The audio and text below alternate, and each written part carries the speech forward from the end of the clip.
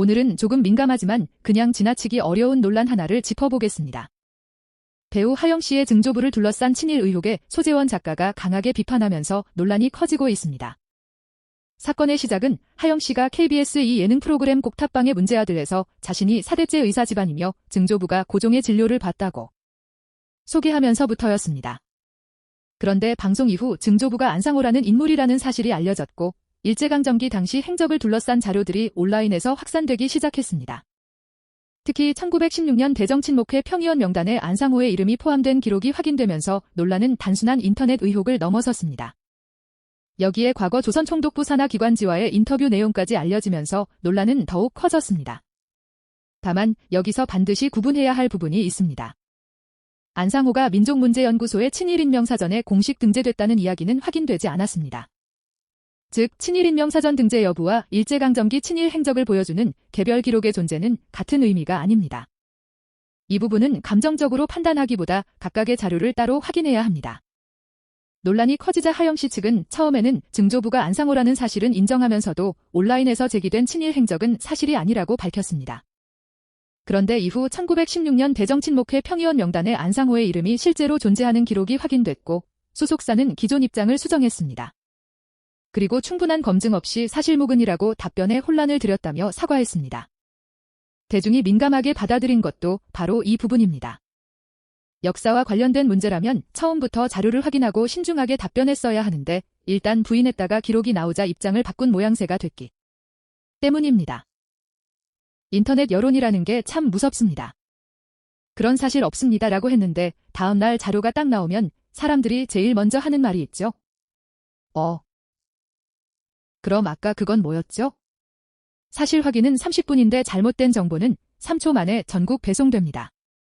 택배보다 빠릅니다. 이 논란에 대해 소재원 작가는 더욱 강한 목소리를 냈습니다. 소 작가는 친일 행적을 가진 조상조차 자랑거리가 되는 세상이 됐다며 우리 사회가 친일 청산을 제대로 하지 못한 현실을 비판했습니다.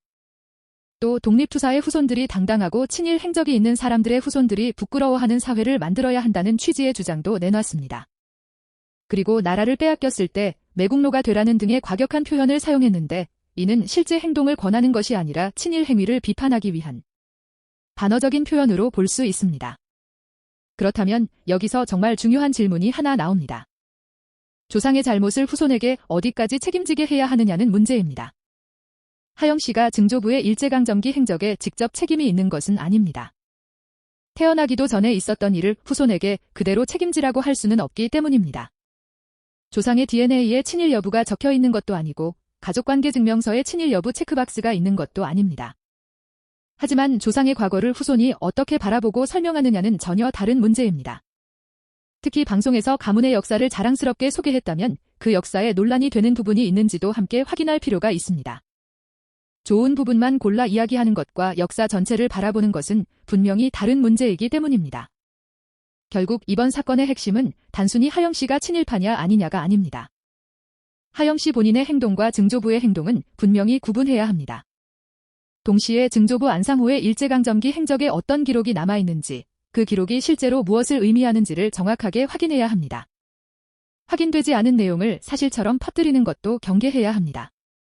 역사 문제일수록 감정적인 비난보다 자료와 기록을 중심으로 판단해야 하는 이유입니다. 그리고 이번 논란이 2026년에도 반복되고 있다는 점에서 우리 사회의 친일 청산 문제를 다시 생각하게 합니다. 해방 이후 친일 행적에 대한 평가와 처벌, 재산 문제, 후손 문제는 오랫동안 논쟁으로 남아왔습니다. 그래서 유명인의 가족사가 공개될 때마다 과거의 기록이 다시 등장하고 있는 것입니다.